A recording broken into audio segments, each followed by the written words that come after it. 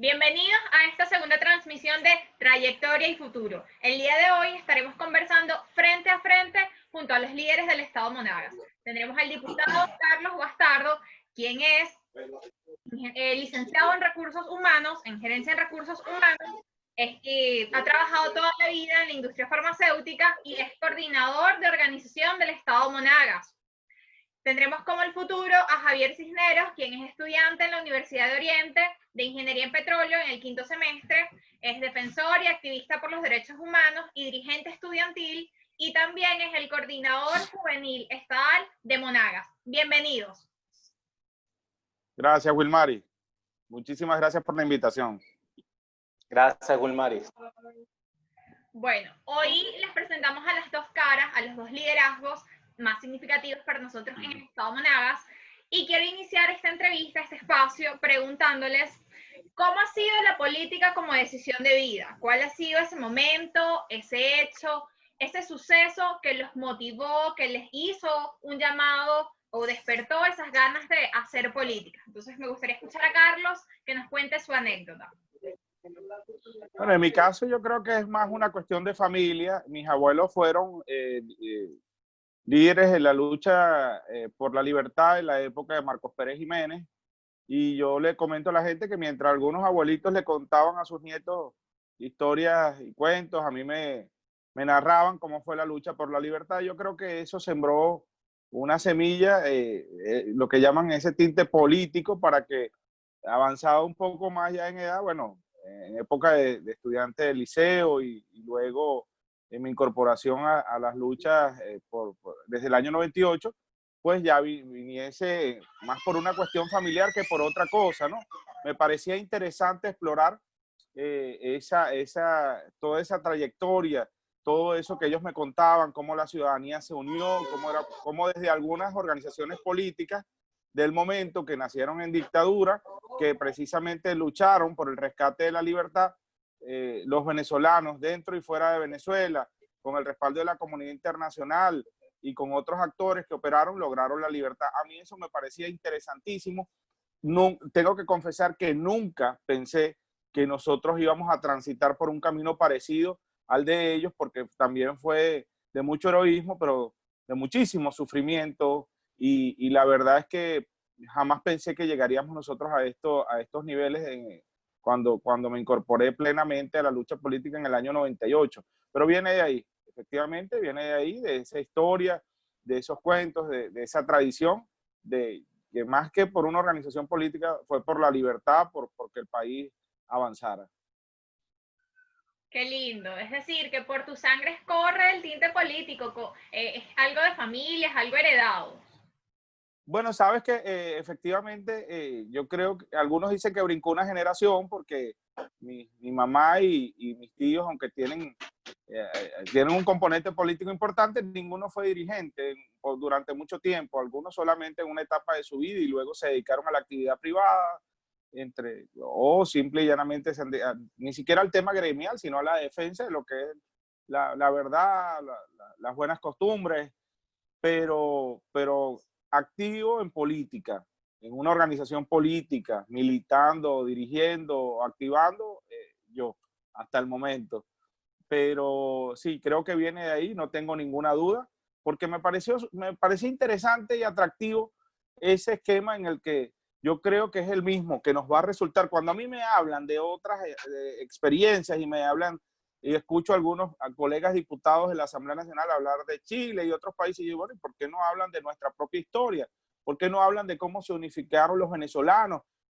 Si yo lo escuché de ciudadanos que precisamente se enfocaron en lo que era esencial, que era la recuperación de la libertad frente a cualquier otra ambición personal o de otro tipo. No, la libertad para que el país avanzara.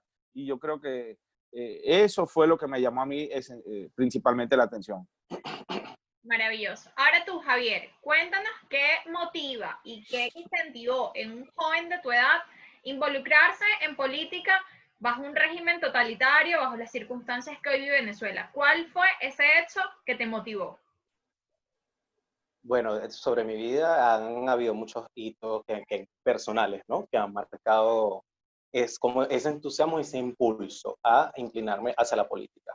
Como Carlos Bastardo, crecí en una familia de dirigentes políticos. Mi abuela perteneció, mis abuelos, mi abuela y mi abuelo pertenecieron a la tolda política o pertenecen a la tolda política todavía de Copey de la Vieja, y he crecido viendo a mi abuelo un hombre que defiende la verdad, un hombre con valores, principios, firme y que siempre le gusta analizar todo el ámbito de Venezuela, sus problemas y buscar la solución. Y él siempre me ha dicho de que la política es la vía para buscar cualquier solución. No quedarnos sentados siendo el problema o criticando el problema. Y esto me impulsó también hitos personales como la muerte de mi hermano, cuando veo, viví en carne propia lo que es pasar noche en un hospital, lo que es ver a mi mamá sufrir porque no hay medicamentos, porque no hay, en Venezuela no contamos con lo que es una unidad de quemados, solamente existe en el estado Zulia, pues según tengo entendido, y mi hermano murió por falta de cuidados para este tipo de quemaduras de tercer grado, de cuarto grado. Entonces, esos son hitos personales que van como que marcando y empujándote y llenándote que quieres solucionar, quieres buscar una solución. Luego entro a la Universidad de Oriente y desde ahí empecé a ver cuestiones que no iban en pro de la universidad, que no iban en pro de la lucha estudiantil, que no iban en pro de buscar beneficios para el estudiantado, sino que se veía era una cuerda de malandros, porque son esos, son unos malandros que manejaban a la universidad bajo bajo el nombre de estudiantes, pero no eran estudiantes, o sea, simplemente manejaban la universidad como si fuese un pranato. Y yo decía, esto tiene que cambiar, y cómo es posible que aquí exista un solo movimiento y que sea chavista. No, señor, aquí también hay otras voces, hay otra opción, hay otras opiniones, y eso me impulsó conjunto a un compañero, amigo, Antonio Noguera, y profesora de la UDO, que fue Rebeca Rojas, que hoy se encuentra fuera del país, a crear un movimiento o a retomarlo, que era UDO 70, y desde allí empezó el impulso político. Muy bien, Javier. Sin duda, son muchos los motivos que nos llevan a formar parte de este mundo, a tomar esto como una decisión de vida que es muy dura porque implica sacrificios, porque te lleva también a pensar no solo en ti y en tus ideales, sino en tu familia, en las personas que te rodean y todo lo que esto significa para ellos. Ahora sí, analizando la trayectoria, Carlos, cuéntanos, en todo este transitar político, en todos esos retos que te has enfrentado, desde el año 98, que eres parte de esta lucha, parte de este transitar, de este andar, ¿cuál ha sido tu mayor sacrificio durante todos estos años? Mira, yo creo que no si lo reviso como un sacrificio, no estaría siendo justo conmigo mismo, no es un sacrificio. Para mí, desde muy joven y desde que tomé la decisión de incorporarme a la lucha política, ojo, en contra de la recomendación de algunos familiares de mi mamá que veían en el momento que el esquema que se presentaba en Venezuela para el año 98 era precisamente una clase política desgastada que no contaba de la ciudadanía en general. Pues yo no lo vi así, que yo lo veo como una labor de vida, como una decisión de vida que no me ha pesado en ningún momento. He tenido frustraciones y sí he tenido algunas situaciones difíciles porque a veces confiamos, ¿no? Somos como de esa generación que comenzó en ese momento, en mi caso, igual que muchos venezolanos, confiamos en las direcciones que nos pensábamos, que nos estaban dando de manera correcta esos líderes del momento, hasta el año 2012, que se dan las primarias aquellas de la unidad y yo tengo diferencias de la organización política en la cual militaba y en la cual crecí y me formé y decidí seguir ayudando, pero luego yo en un momento decidí retirarme, dije, bueno, sigo apoyando quizás desde una organización no gubernamental, me dedico a la actividad privada, que es que es con lo que yo he trabajado, de donde tengo todo lo que puedo tener. Y en ese momento, por cosas de la vida, Omar González, diputado del Estado Anzoátegui, con una amplia trayectoria, yo le comentaba esto y me dijo, Carlos, los políticos cuando lo hacemos por vocación, porque tenemos una conciencia firme sobre lo que necesita el país y no por intereses personales, no, es difícil que nos retiremos. Siempre va a haber un momento en el cual vamos a estar llamados a volver a la lucha y efectivamente a mí me tocó precisamente por este contacto con el diputado Juan Pablo García Canales, quien hoy cumple un año en el exilio. Hago referencia a esto porque Juan Pablo ya estaba incorporado en ese momento en 20 Venezuela y yo estaba independiente, me había quedado independiente en ese momento y me dijo, yo quiero que me acompañes en esta lucha porque voy a la reelección en la Asamblea Nacional y no sabemos con qué nos vamos a encontrar y necesito que alguien, que el que me acompañe en esta fórmula, garantice que en el momento que a mí me pase, si me llega a pasar algo, pues siga firme los planteamientos que nosotros hemos venido desarrollando. Yo en principio le dije, le busqué 1000 opciones y me dijo al final, mira, ya analicé, yo creo que eres tú. Yo estaba independiente en ese momento, posterior a eso me incorporo en 20, pero fue un llamado y hoy vean, esto ya casi el quinto año, terminando el quinto año de este periodo, tengo que decir que no me arrepiento de haber tomado esa decisión en ese momento, de haberme reincorporado y de estar acompañando hoy no solamente a Juan Pablo, sino a la fracción 16 de julio, a 20 Venezuela, a todo este extraordinario equipo en el estado Monagas. Así que no lo veo como un sacrificio, lo veo como parte de mi vida, lo veo como una decisión de vida. Así es. Y si te pregunto por tu mejor anécdota, ¿qué me cuentas? Mira, no sé, porque son muchísimas. Yo he aprendido mucho. Me parece un libro. Sí, sí. Aquí si nos ponemos anecdóticos voy a pasar toda la noche hablando y no es la idea, ¿no?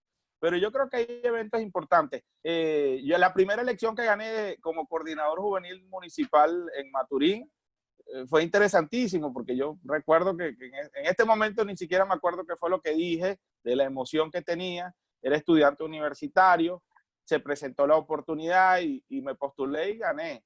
Yo había estado en la dirección en el Centro de Estudiantes del Liceo Isnardi, donde me gradué, pero no era presidente del Centro de Estudiantes. Luego, esa fue una emoción grandísima. Cuando gané la Secretaría General del municipio Maturín, la Secretaría General Municipal en el partido donde estaba también, que asumí ese puesto, recuerdo que toda la gente que me acompañó y conformó un equipo de verdad de hombres y mujeres súper interesantes que me enseñaron muchísimo todo. Cuando ganamos la primaria, aquí en Monagas, fue muy emocionante, ¿no? Yo creo que la primaria me emocionó bastante, muchísimo más que cuando fue la propia elección, a pesar de que la elección fue el 6 de diciembre y yo cumplo el 7 de diciembre, había mucha algarabía, había una expectativa importantísima en la calle por ese triunfo, pero eso yo creo que a nivel político, esos son los eventos que más me han, digamos, me han impactado.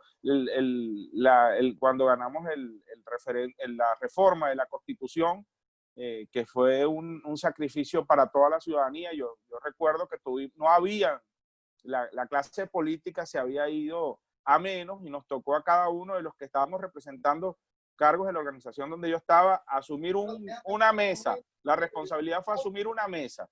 Y bueno, se ganó y recuerdo la emoción de la gente en la calle. Yo siempre creo que a los eventos, a todos los eventos, hay que revisarlo y que sacarlo. Las protestas del 2017 me marcaron muchísimo. Las protestas del 2017, las primeras que se dieron, la del 19 de abril, la represión, ver cómo eran los escuderos, quiénes eran, verlos frente a frente, todo ese proceso a mí marcó mi vida en un antes y un después. Revisar todo lo que fueron todo lo que era la situación que se vivía, porque una cosa es que yo lo cuente quizás en algún momento y escriba esto fue así, y otra a estar en las calles de Caracas y en las calles de Maturín y revisar toda esa situación terrible a la que se enfrentaban ciudadanos desarmados frente a grupos colectivos y elementos paramilitares. Entonces, esa situación a mí me marcó muchísimo y yo creo que cambió mi forma de percibir qué era lo que estaba pasando en Venezuela. Ahí es un resumen, ¿no? Pero hay muchísimas anécdotas que quizás podamos compartir en algún momento. Bueno, esto que me cuentas le da pie a nuestra siguiente pregunta, que es, ¿qué significa para ustedes la libertad? Y me encantaría escuchar a Javier como joven, irreverente, de una generación que la llamamos liberal. ¿Qué significa para ti la libertad? Bueno, lastimosamente no he crecido bajo Estado libre o un gobierno lleno de libertades. Sí nací cuando existía democracia en Venezuela, pero no la viví. Estoy viviendo estos años de zozobra y pesadilla, ¿no? Pero si me preguntas qué significa para mí la libertad, mira, la libertad lo es todo. Cuando no la conoces, la quieres conocer y aprendes a valorarla sin siquiera tenerla. Y, y sabes el costo que cuesta tener la libertad, y que es un costo muy grande y es muy costoso. Y yo pienso que esta generación que no creció en libertad, cuando no saben, cuando están aprendiendo el costo de obtener la libertad, no se van a dejar arrebatar la libertad tan fácilmente en un futuro. Y tengo la fe y la confianza de que en un futuro muy lejano, que ya estemos en democracia, no, bueno, muy cercano en democracia, pero muy lejano en otras generaciones, los jóvenes van a ser igual de reverentes y no se van a dejar dar la libertad tan fácilmente, porque saben lo mucho que luchamos para obtenerla. Así es. Si algo es que nosotros hemos crecido en un país secuestrado, sin libertades, no conocemos la democracia, pero bastante que nos aferramos a ella como el único camino para construir y vivir en una nación próspera. Entonces, cuéntenos, Sí, porque ¿qué es para usted la libertad? Bueno, en este momento para mí la libertad es un anhelo, ¿no? Pero sin duda como concepto, como valor faro de nuestra organización, que fue lo que me motivó a ingresar a 20 Venezuela, sus conceptos, sus principios, y tener a la libertad como valor faro, la posibilidad cierta de que podamos desarrollar todas nuestras capacidades en un país que tenga incentivos y que nos permita avanzar. Yo escuchando a Javier Cisneros, escuchándote a ti, Wilmar, y revisando todo lo que hacen, el esfuerzo que hacen los venezolanos de su generación, que no conocieron. Yo tuve algunas nociones, me tocó vivir un país y el inicio de esto y era otra Venezuela. Yo nunca, yo trabajaba inicialmente y decía, bueno, tengo que luchar para que este país avance, porque ¿cómo voy a prosperar aquí? Hoy yo creo que el trabajo que hago es para que las generaciones que ustedes representan, que han vivido un proceso terrible de deterioro de lo que son las instituciones, de lo que es la república, de cómo se ha ido acabando con cada uno de los espacios de libertad, pues puedan finalmente concluir el trabajo que nosotros comencemos muy pronto con la reconstrucción nacional. Entonces para mí es un anhelo, es una forma de vida, de ver las cosas, es un principio fundamental para poder entender cuál es la fuerza que nosotros estamos, digamos, imprimiéndole a esta lucha. Y por eso lo hago por mí, lo hago por nuestras familias, por los adultos mayores, pero sobre todo por ustedes, porque sin duda van a ser los que van a consolidar todo el trabajo que nosotros estamos desarrollando el día de hoy. Así que la libertad para mí es esencial en este momento, y quien no lo entienda así, quien prefiera imponer una ambición personal o un criterio distinto al de la recuperación de esta, pues simple y llanamente creo que está equivocado. Así que es un anhelo y yo creo que muy pronto va a ser posible que podamos tenerla y cuidarla, entender que la libertad no es un regalo, sino que hay que no, construirla, que hay que cuidarla, que tenemos que defenderla frente a todos los elementos que están dispuestos para quitárnosla. Así es. Si algo aprendió nuestra generación y ha sido fruto de decisiones de otras generaciones, no somos los responsables, es que la libertad hay que preservarla, hay que cuidarla, es un acto de cuidarlo todos los días. Y un acto bueno, de coraje. así es, de coraje. Javier, muy bien lo dijiste. No conoces un país normal, no has vivido en democracia, no has vivido en libertad, pero ¿cómo visualizas tú y la juventud que tú representas a esas monagas que van a reconstruir, al igual que a toda Venezuela, en libertad? Mira, yo veo una Monagas hasta mucho mejor que la misma Caracas, y soy caraqueño, más caraqueño que el Ávila, pero la veo mucho más caraqueña, con infraestructura, con desarrollo, porque es un estado del cual me enamoré, en el cual vivo, el cual lo he recorrido completo, y es un estado maravilloso, lleno de mucha riqueza, mucho turismo, y de verdad que tiene el potencial más grande, y hasta más que el estado Zulia, chica, que para explotarlo en el futuro en libertad.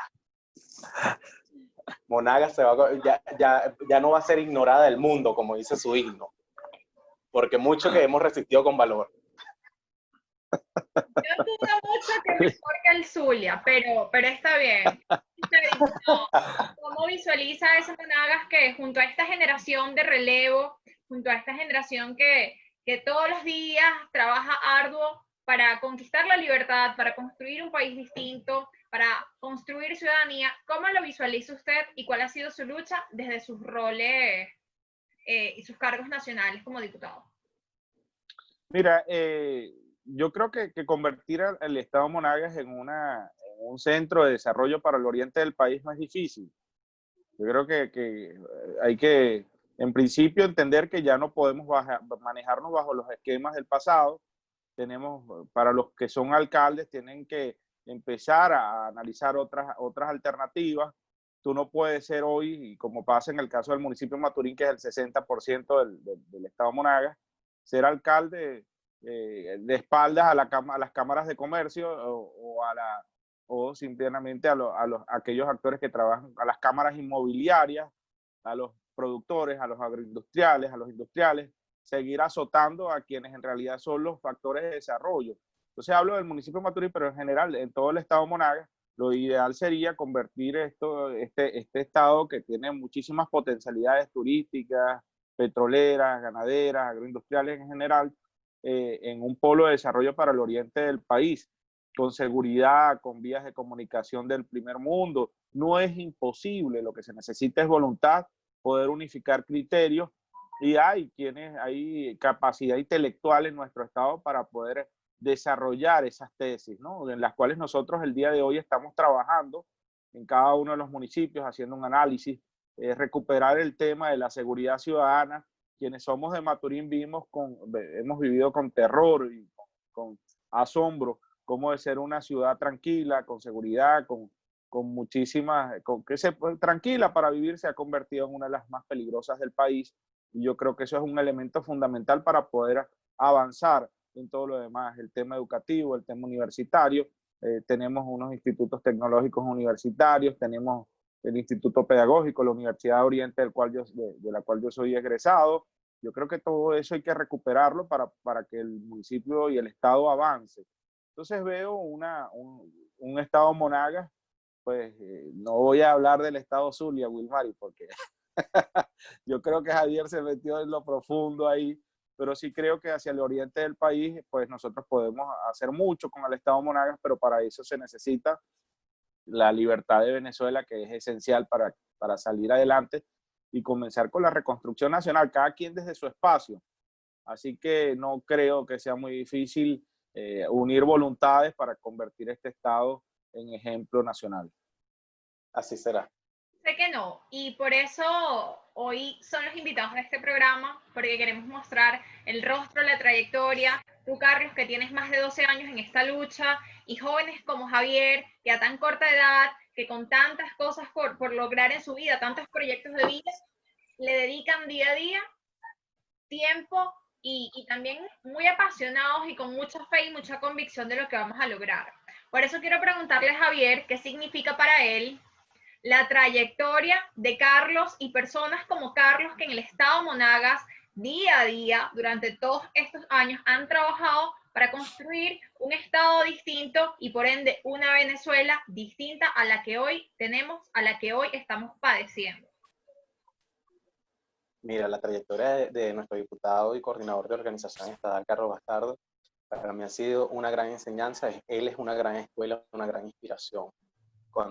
Si me dices que lo define en una sola palabra, lo defino en carácter, con carácter fuerte, ejemplo, valor, principio y sobre todo mucha moral, demasiada moral para hacer las cosas bien y seguir ese ejemplo es lo que debemos hacer la juventud actualmente, ¿no? Seguir ejemplos como los de Carlos, como los de Juan Pablo, como los de María Corina, que son figuras estadales, nacionales, intachables, con una trayectoria, mira, sin nada malo de qué hablar, más bien que admirar. Así es. Y bueno, y de Juan Pablo vamos a hablar ahorita. quiero que Carlos me cuente, ahora él como esa generación que tiene más de 12 años en esta lucha, ¿qué significa para ti jóvenes que representan hoy Javier en este espacio, que no solo están en Monagas, que están en todo el largo y ancho del territorio venezolano? Mira, es esencial la incorporación de la juventud a esta lucha, porque si no, no tiene sentido. Yo decía que esperaba que el día de mañana no tuviese que estar, digamos, como veo en algunos muy respetables dirigentes políticos del país, aspirando hasta una avanzada edad, sino que todos aquellos que se formen, que trabajen y que puedan consolidar un liderazgo conmigo, pues sean quienes tomen las riendas y en caso tal uno sirva ya de consultor. Ese sería un éxito para mí importantísimo, que jóvenes como Javier y todos los que lo acompañan en el estado Monagas, los distintos municipios, pues puedan avanzar y sean ellos quienes vayan asumiendo los roles que necesita Venezuela, con una visión diferente del país, con una visión liberal del país, con una trayectoria de trabajo, de estudios, que se desarrollen con excelencia desde sus ámbitos. Entonces yo soy de los que confían en las nuevas generaciones. No tengo ningún inconveniente ni complejo en ese sentido. No me da temor que alguien que viene trabajando, formándose, ocupe posiciones hasta superiores a las que uno puede ir asumiendo en el camino. Eso es un orgullo para mí. En ese sentido yo confío plenamente en que una alianza, porque yo nunca he considerado que hay un problema generacional, sino de concepto de vida, de concepto en el análisis político, y cuando coincidimos entonces los que tienen más experiencia, con los que quizás estamos más intermedios, y los jóvenes, pues podemos hacer algo interesante, que creo que hoy en día se llama 20 Venezuela, sin duda alguna. Y esta organización, que apenas tiene 8 años, vivirá según el prestigio y el respeto que le imprimamos nosotros, quienes hoy estamos en esta etapa fundacional, que estamos en una etapa fundacional. Y ahí entonces pongo yo mis esperanzas para el futuro. Excelente. Ahora bien, ustedes han nombrado acá al diputado Juan Pablo García, quien en efecto hoy cumple un año de su exilio, tuvo que abandonar el territorio nacional por una persecución política. Quiero que ustedes le cuenten a las personas que nos están viendo en este momento quién es Juan Pablo García para ustedes, para Vente y sobre todo en el estado Monagas. Bueno, Javier, si quiere que comience él y después continúo. Bueno, Juan Pablo García en el estado Monagas es el hijo de Chela.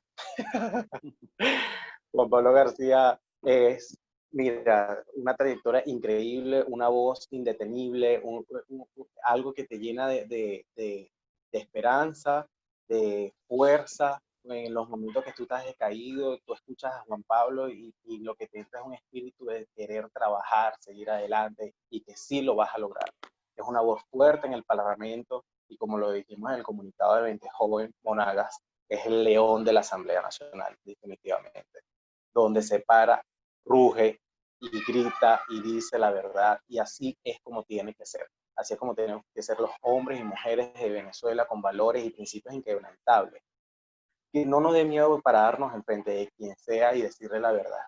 Y por eso es que Juan Pablo hoy se encuentra en el exilio, por decir la verdad, y perseguido. Por eso, por decir la verdad, por tener la valentía. Es un hombre valiente, definitivamente.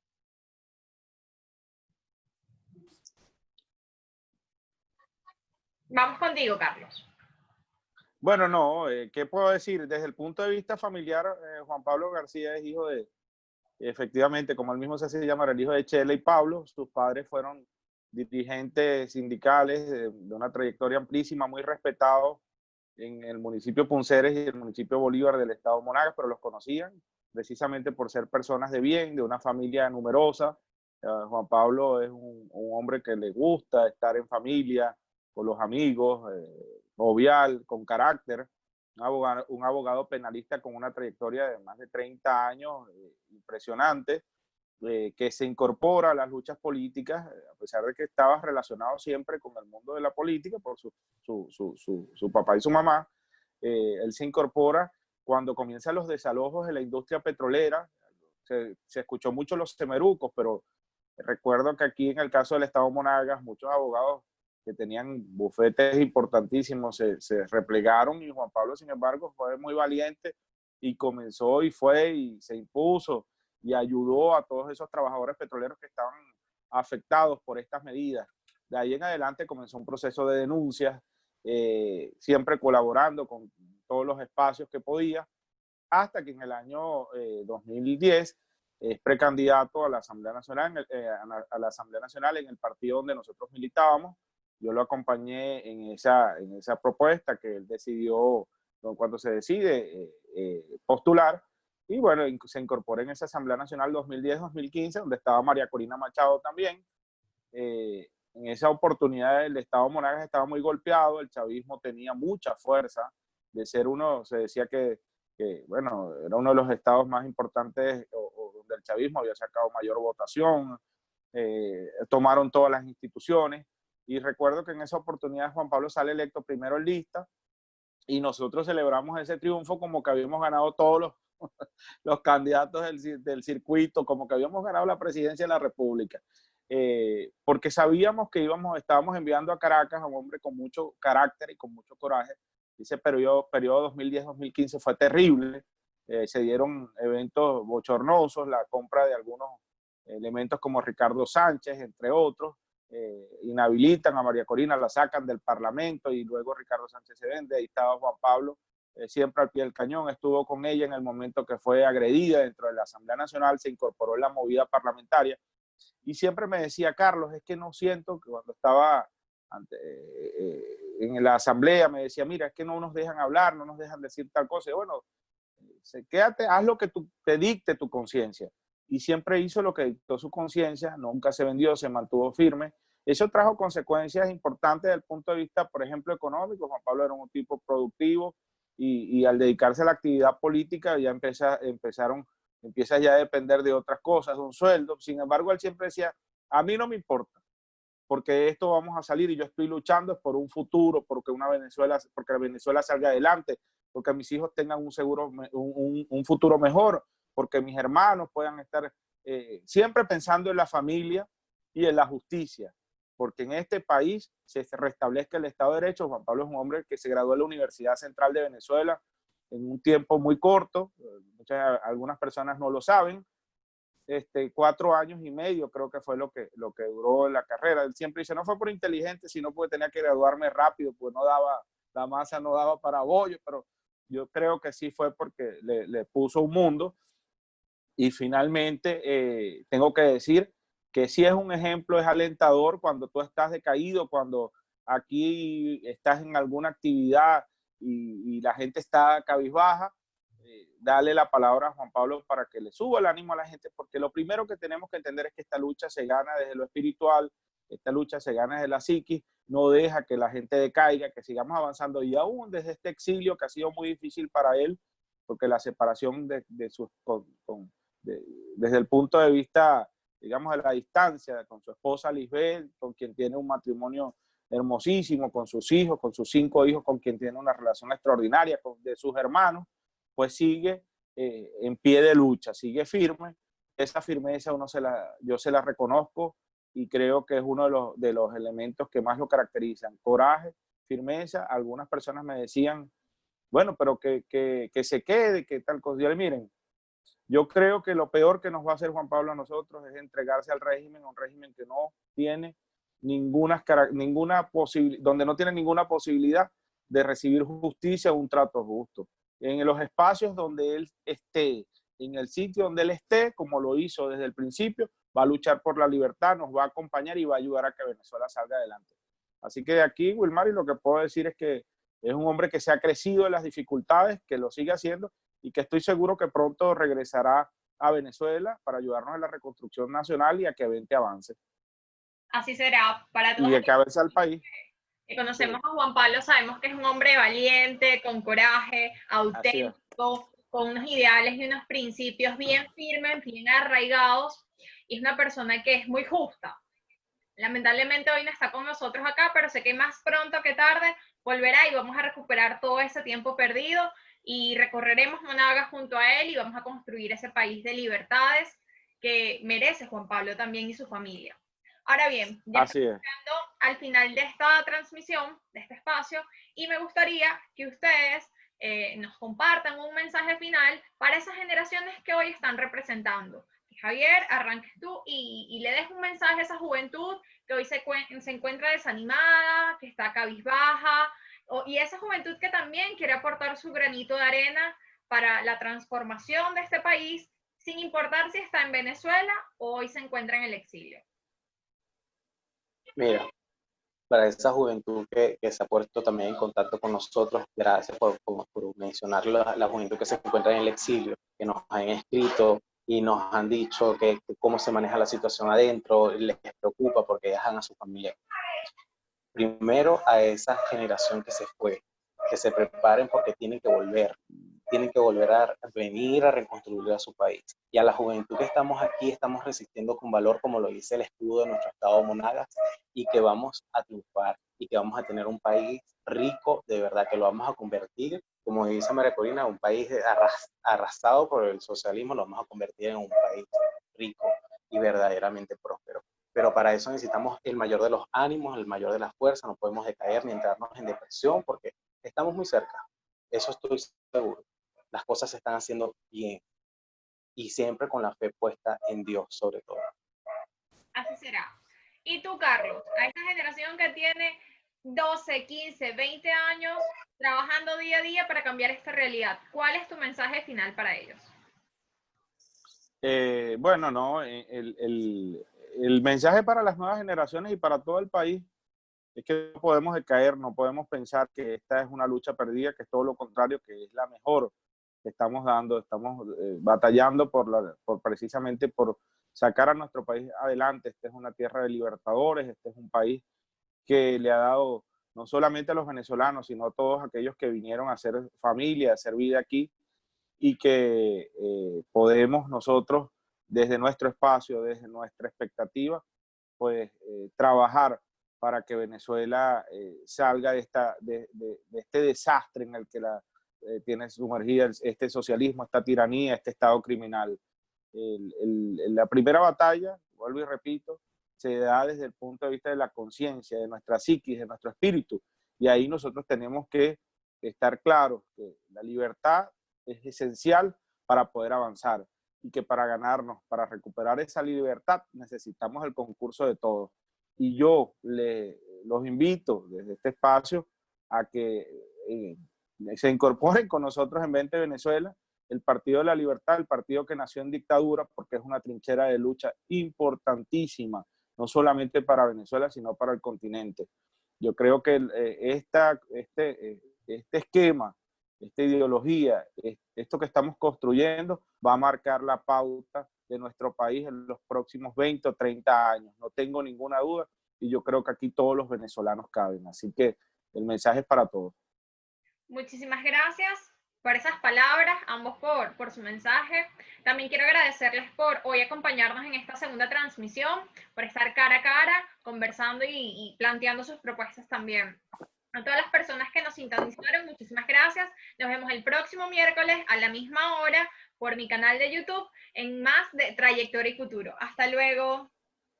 Chao, Wilmaris, gracias.